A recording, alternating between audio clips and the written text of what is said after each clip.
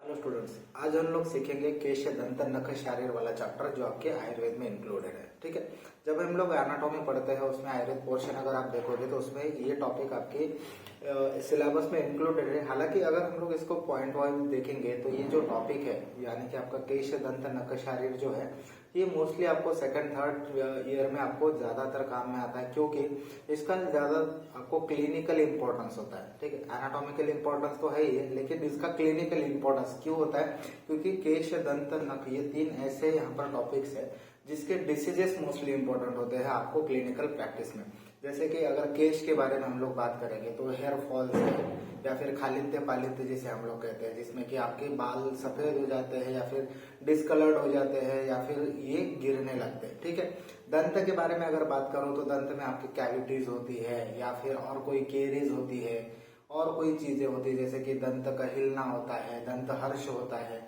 ये सारे डिसीजेस आपके नख के बारे में भी होते हैं। नख मतलब आपके जो नाखून होते हैं, नेल्स होते हैं, उसमें आपको पैरोनेकिया, पस कलेक्शन या फिर वहां पे कोई भेद होना या फिर आपका जो नख या फिर नाखून है वो पूरा क्रैक होना। ठीक है, विभंजन जिसको हम लोग कहते हैं। तो ऐसे डिसीजेस जो है वो आपके ये तीनों ऑर्गन के या फिर तीनों पार्ट्स के रिलेटेड ज्यादा देखने को मिलते हैं एज कम्पेयर टू इसका एनाटॉमिकल कंसिडरेशन। ठीक है, फिर भी एक इंट्रोडक्शन बेसिस हम लोगों को यहाँ पर होना चाहिए, क्योंकि अगर हम लोग फर्स्ट ईयर में इसके ऊपर क्वेश्चन आता है तो हमें क्या क्या चीजें लिखनी है, क्या क्या चीजें मेंशन करनी है, उसके बारे में हम लोग एक ब्रीफली यहाँ पर देखेंगे। क्योंकि इसकी जो डिसीजेस है वो अपने आप में खुद एक चैप्टर होते हैं, इसीलिए पूरा डिस्कशन तो यहाँ पर नहीं कर सकते डिसीजेस का, लेकिन इसका कुछ बेसिक इंट्रोडक्शन जो होता है वो हम लोग यहाँ पर सीखने वाले हैं।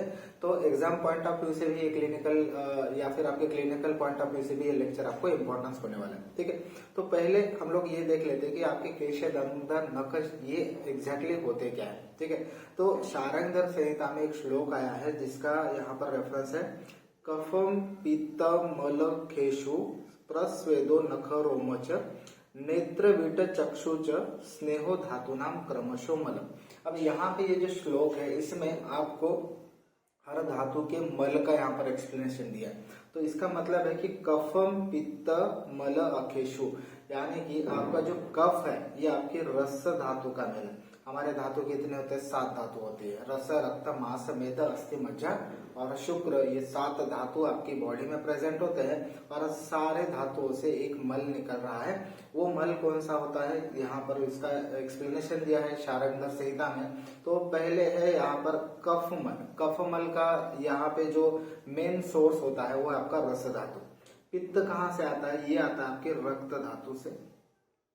मल केशु, केशु मतलब ख मतलब आपका अवकाश या फिर आकाश महाभूत होता है। और वो जो कैविटी होती है, जहां पर आपके बॉडी में कैविटीज होती है वहां पे आपके आकाश महाभूत की यहाँ पर एक मेजॉरिटी या फिर इसका एक क्या बोलते हैं इसको, इम्पोर्टेंस जो होता है या फिर उसकी जो प्रेजेंस होती है वो यहाँ पर होती है आपकी अवकाश या फिर कैविटीज में। ठीक है, तो उसे हम लोग ख महाभूत या फिर आकाश महाभूत कहते हैं। ठीक है, तो आकाश महाभूत का प्रेजेंस आपकी यहाँ पर होना, ये ही आपका मांस का एक मल होता है। ठीक है, तो ये कौन सा मल होगा? ये आपकी जो नेजल कैविटी है और आपकी ईयर की कैविटी है वहां पे जो मल होता है ये आपकी मांस धातु का होता है। ठीक है, प्रस्वेदो, स्वेद, स्वेद जो होता है यानी कि आपका स्वेटिंग जो होता है ये आपकी मेद धातु का मल है।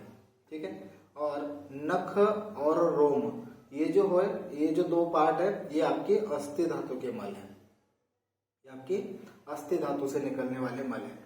नेत्र वीट चक्षुच मतलब आपकी आंखों से जो भी थिक सिक्रेशंस निकलते हैं ये आपके मल है, किसके? आपके मज्जा के। तो यहाँ पर नेत्र वीट चक्षुच स्नेहो धातुनाम क्रमशो मल, रस, रक्त, मांस, मेद, अस्थि, मज्जा, यहाँ पे शुक्र के बारे में शारंगधर ने कोई मल मेंशन नहीं किया। जबकि हम लोग अगर बेसिकली आपकी संहिताओं में अगर रेफरेंस देखेंगे तो आपके शुक्र से जो मल निकलता है उसे हम लोग यहाँ पर कंसिडर करते हैं। कभी कोई ओज भी बोल देते हैं कोई, और या फिर कभी कभी आपको रेफरेंस मिल जाता है कि आपकी जो मुख दुशिका होती है, मुख दुशिका या फिर यौवन पीटिका, यौवन पिटिका, ये रेफरेंस आपको कहीं मिल जाते हैं कि आपके शुक्र का जो मल होता है वो आपकी यौवन पिटिका या फिर मुखदुशिका भी होती है।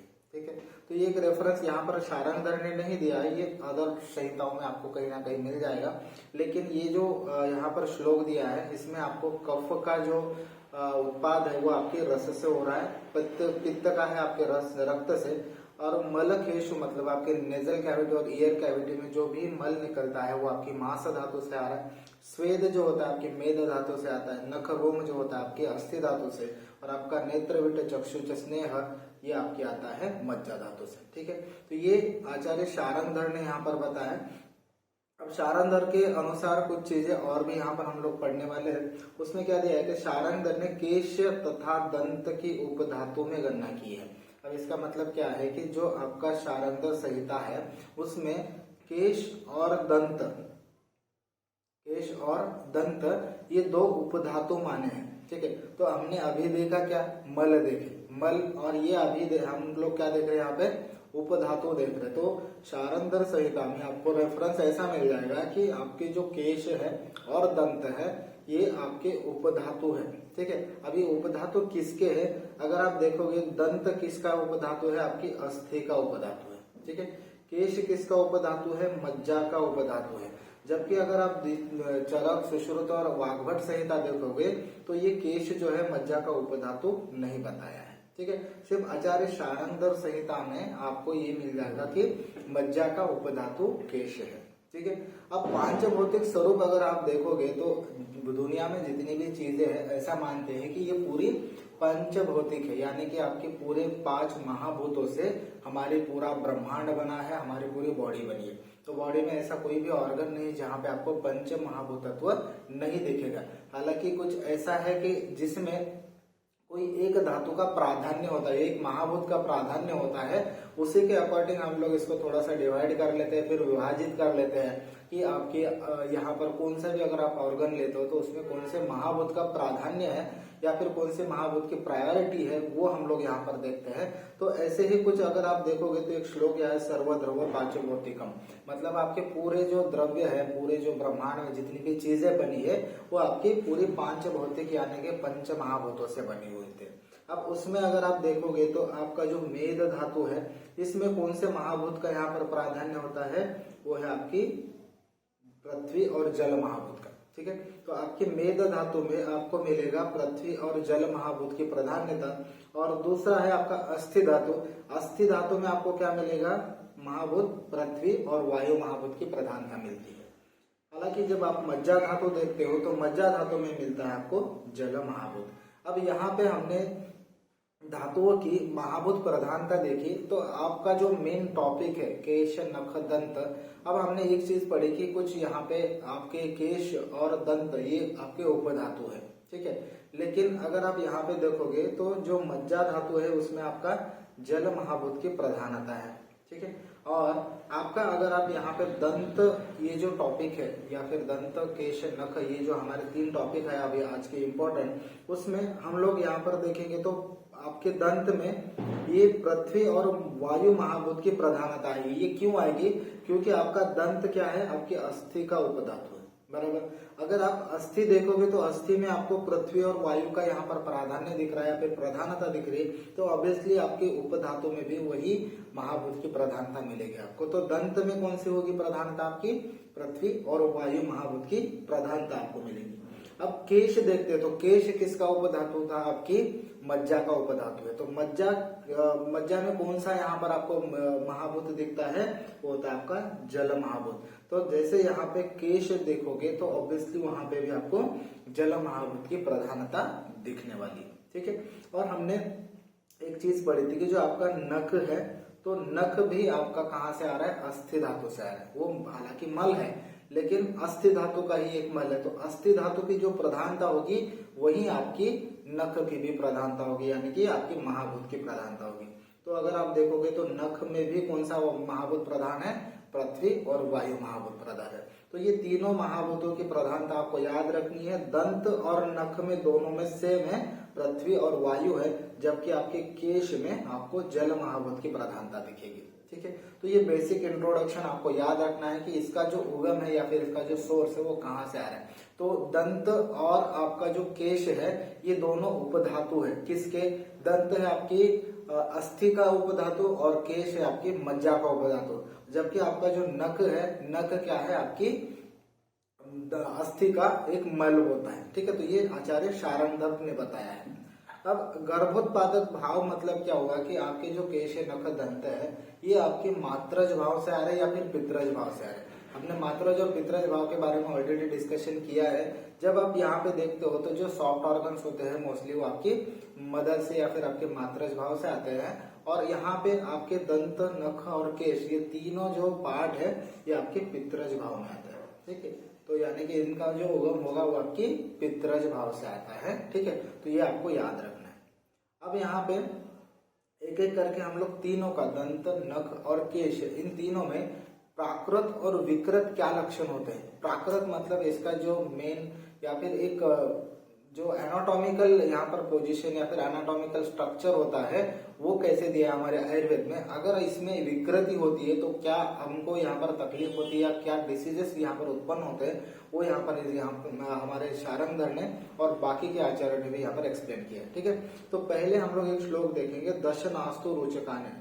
आपके जो दंत है, ठीक है, आपके जो दंत है वो एग्जैक्टली क्या है? ये रुचकास्थि की कैटेगरी में आते हैं। जो हमारे अस्थियों की यहाँ पर विभाजन किया गया है तो उसमें आपको एक रुचकास्थि वर्ड मिलेगा। तो रुचकास्थि मतलब क्या है कि ऐसे अस्थि है जो आपकी अन्न में रुचि लाते। तो बेसिकली आपके जो दांत है या फिर आपके जो टूथ है वो आपकी ओरल कैविटी में प्रेजेंट होते हैं। तो ओरल कैविटी में जो आप यहाँ पर खाना खाते हो तो पहले जो चर्वण करने का यानी आप चबाने का जो काम होता है, तो जिसे हम लोग यहाँ पर प्राइमरी डाइजेशन भी बोलते हैं, तो वो काम कौन करता है?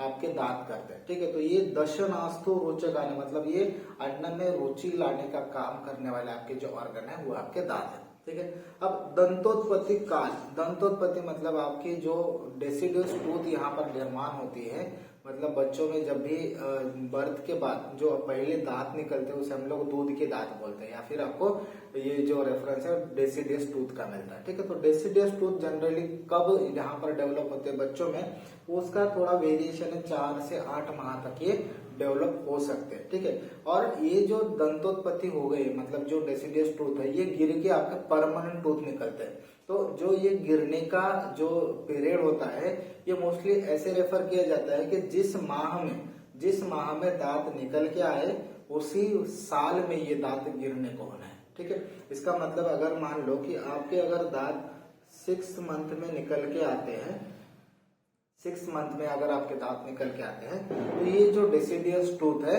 ये आपके परमानेंट टूथ से जब रिप्लेस होंगे तो वो कौन से साल में होंगे? 6 ईयर में होंगे। ठीक है, तो इसका मतलब जो साल में डेसिडियस टूथ आए वो जो मंथ में डेसिडियस टूथ आए उसी साल में, उसी नंबर के साल में आपके परमानेंट टूथ, ये आपके डेसिडियस टूथ गिर के आपके परमानेंट टूथ निकलना स्टार्ट हो जाएंगे। ठीक है, तो ये बेसिक पॉइंट आपको याद रखना है दंत के रिगार्डिंग। अब यहाँ पे स्वस्थ दंत के कुछ लक्षण दिए आचार्य चरकाचार्य ने, वो हमें यहाँ पर समझने हैं। यहाँ पर प्रमाण में वो बड़े होने चाहिए। ठीक है, मतलब मीडियम साइज में, बहुत ज्यादा भी बड़े नहीं, मीडियम साइज में यहाँ पर आपके दांत होने चाहिए। पतले होने चाहिए, थोड़े बहुत पतले होने चाहिए, ज्यादा थिक नहीं होने चाहिए। स्निग्ध वर्णी होनी चाहिए। ठीक है, स्निग्ध होने चाहिए। ठीक है, यहाँ पर दूसरा क्या लक्षण दिया है? शुक्ल वर्णी होने चाहिए, मतलब आपके दांत सफेद होने चाहिए। घन होने चाहिए, मतलब आपको यहाँ पर कोई दांत मिसिंग नहीं होना चाहिए, सारे दांत यहाँ पर प्रेजेंट होना है और वो घन स्वरूप में होना है। यहाँ पर लास्ट पॉइंट आता है मीतता, यानी कि दोनों में कोई मतलब आपके जो दांत होते हैं उसमें कोई गैप नहीं होना चाहिए। ठीक है, तो 2 दांत के बीच में यहाँ पर कोई गैप नहीं होना चाहिए। ये इसे जो दांत होते हैं वो होते हैं प्राकृत यानी स्वस्थ दांत। ठीक है, ये प्राकृत या फिर स्वस्थ दांत जिसे हम लोग कहते हैं।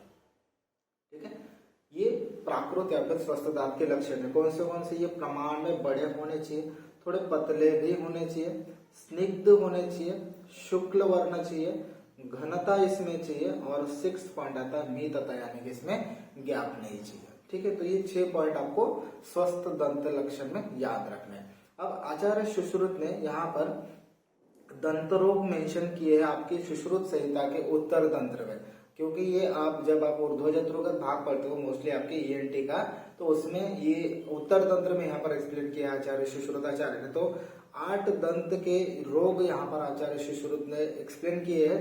हालांकि ये जो पूरे डिसीजेस है इनका सेपरेट एक्सप्लेनेशन आपको ईएनटी में मिल जाता है।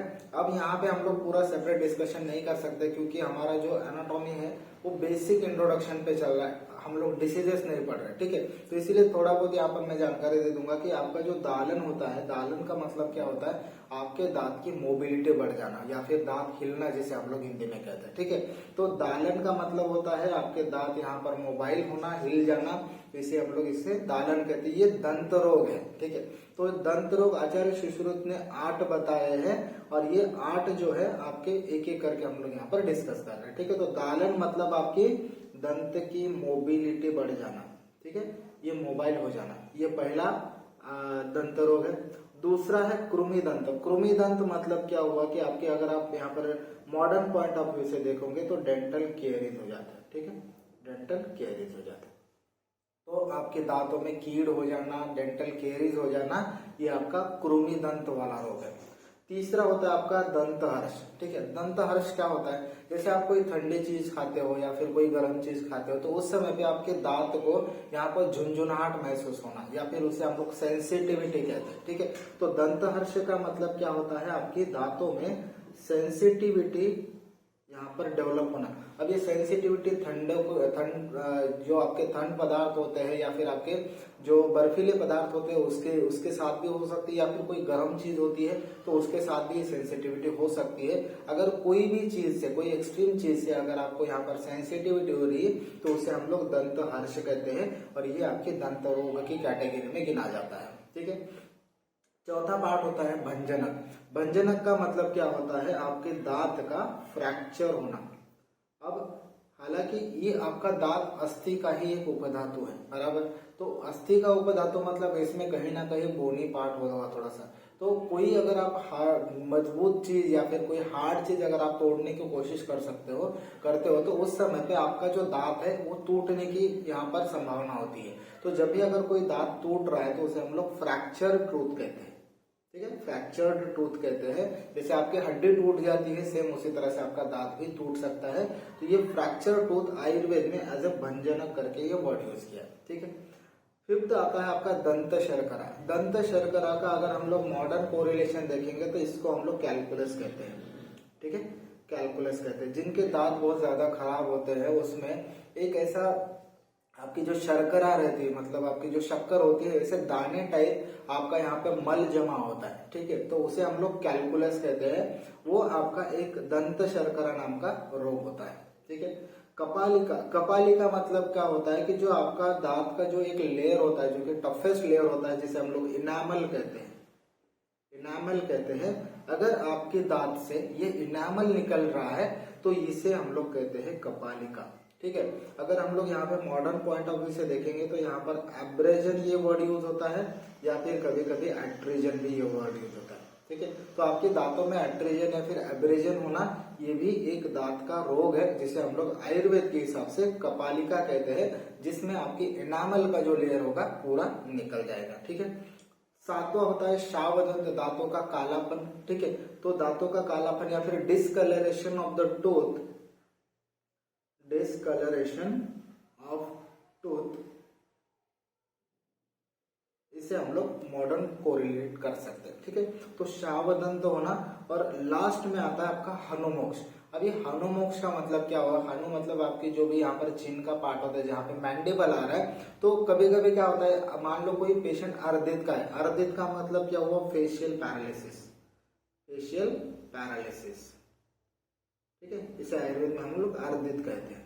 तो एक साइड पे आपकी मुंह का टेढ़ापन होना, एक तो राइट साइड में हो सकता है फिर लेफ्ट साइड में हो सकता है। तो जो आपके दांत का टेढ़ापन है वो क्यों होगा, यहाँ पे इसे हनुमोक्ष वर्ड यूज किया है, जहाँ पे क्या होगा कि आपके जो ऊपर साइड के दांत है, जो नीचे साइड के दांत को यहाँ पर टच होने चाहिए, वो यहाँ पर एग्जैक्टली पोजीशन में नहीं आते। मतलब अगर मान लो ये आपका मोलार टूथ है तो नीचे वाले मोलार पे ये आना चाहिए, लेकिन वो ऐसा नहीं होता क्योंकि आपके दांत का या फिर आपका जो मुंह है वो पूरा टेढ़ा हो चुका है, अर्धित हो चुका है। तो जो ऊपर वाला मोलार होगा नीचे यहाँ पर आपकी दूसरे मोलार पे या फिर दूसरे टूथ पे ये सपोर्ट नहीं लेगा, तो ऐसे टाइम पे इसे हम लोग कहते हैं हनुमोक्ष। ठीक है, तो ये सारे जो रोग है आपके दंत के रोग है जो आचार्य सुश्रुत ने आपके उत्तर तंत्र में एक्सप्लेन किए हैं। और हमने स्वस्थ रोग का भी मतलब स्वस्थ दंत का भी यहाँ पर हमने लक्षण देखे, और कुछ जो रोग है ये भी हमने यहाँ पर एक्सप्लेन किए। तो दांत के रिगार्डिंग या फिर दंत के रिगार्डिंग अगर आपको क्वेश्चन आता है तो ये आपको ये पॉइंट याद रखने हैं कि आपका दशनास्तु रुचिकानी, यानी कि आपके दांत जो है ये रुचिकास्थि का एक प्रकार है जो कि आपके अन्न में रुचि लाने का काम करते हैं।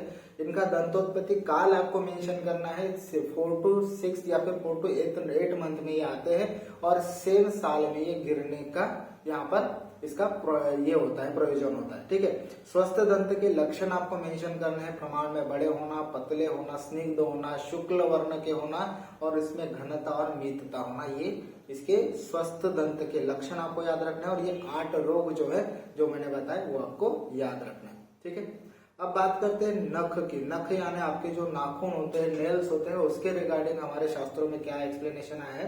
देखो यहाँ पे एक वर्ड है, एक श्लोक है, स्थिराः वृत्ताः स्निग्धास्ता ताम्रा उस्तुंगा कूर्माकारा करजा। ये आपके आचार्य चरक ने यहाँ पर हमारे शालिस्थान में बताया। ये नख का प्राकृत वर्णन है, मतलब ये प्राकृत नख का यहाँ पर वर्णन आया है, प्राकृत नख का। यहाँ पे आपके नख के वर्णन में क्या कहा है, ये स्थिर होने चाहिए। ठीक है, पहला वर्ड क्या है, स्थिर होने चाहिए। ये वृत्ताकार होने चाहिए, थोड़े से गोल टाइप में होने चाहिए, स्निग्ध होने चाहिए। ठीक है, ये ज्यादातर रफनेस नहीं होना चाहिए इसमें, तो ये स्निग्ध होना चाहिए। तीसरा पॉइंट है ताम्र। ताम्र मतलब क्या हुआ, आपके जो ब्लड सर्कुलेशन है वहां पर प्रॉपर अगर होगी तो ऑब्वियसली उसमें आपको ताम्र ये वर्ण दिखाई देगा। तो ताम्र वर्ण होना ये भी एक प्राकृत लक्षण है। उत्तुंग मतलब थोड़े से उभरे हुए होना।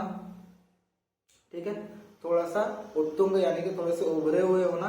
कुर्माकार, कुर्माकार मतलब जो आपका कछुआ होता है, कछुए की पीठ जैसे होती है, जैसे कि थोड़ी सी उभरी हुई होती है, सेम कुर्माकार इसका यहाँ पर एक्सप्लेनेशन आया। तो बेसिकली आपको 6 पॉइंट प्राकृत नख के याद रखने। कौन सा, एक तो स्थिर होने चाहिए, वृत्त होने चाहिए, स्निग्ध होने चाहिए, ताम्र होने चाहिए, उत्तुंग होने चाहिए, और इसका आकार जो होता है कुर्माकार, मतलब आपके जो कछुआ होता है उसके पीठ के आकार का यहाँ पर ये होना चाहिए। ये आपके प्राकृत नख के लक्षण है। ठीक है, आचार्य सुश्रुत ने यहाँ पर कुछ विकृत नख के रोग मेंशन किए हैं। आपके जो निदान स्थान है उसमें जो क्षुद्र रोग वाला चैप्टर है उसमें आपको ये कूनक और चिप, ये 2 रोग आपके नख के रिगार्डिंग मिलते हैं। उसमें आचार्य सुश्रुत क्या बताते हैं, कूनक किसे हम लोग कहेंगे। पहला डिसीज जो बताया आपके नख के रिगार्डिंग, नाखून के रिगार्डिंग कूनक बताया, तो कूनक किसे हम लोग कहेंगे कि अभिघातात प्रदुष्टो यो नखो रुक्षो असितः खर।